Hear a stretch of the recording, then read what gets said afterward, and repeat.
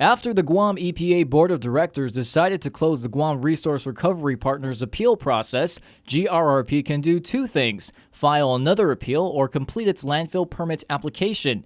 GRRP was seeking a conditional landfill permit for the Atentano area of Santa Rita, but the paperwork was incomplete. Despite the board's decision, GRRP President Wagdi Gurgis says he feels his company is making good progress with Guam EPA. He remains confident the permit will be approved. I don't see any reason that the permit should not be granted, especially if we are going to be doing the hydrological test this week or the next week and prove once and for all that all along that there is no groundwater. And even if there is such case exists, we already have designed the landfill with under drains and liners and all the bells and whistles. Gurgis adds they will be drilling wells shortly for the hydrology portion of its application, but it also has to complete zoning and financial reassurance requirements.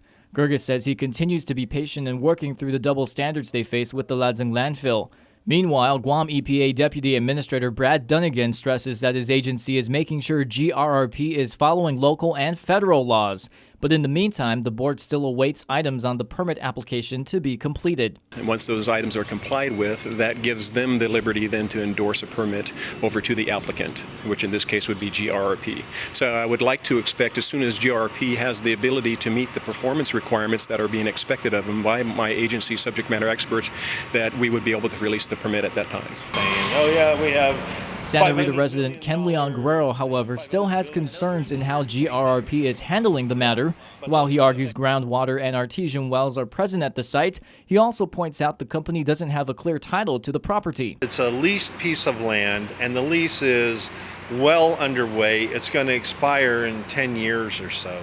So in 10 years or so, the owner of the land is Chamorro Land Trust, government of Guam, people of Guam are going to be saddled with the expenses of maintaining a landfill.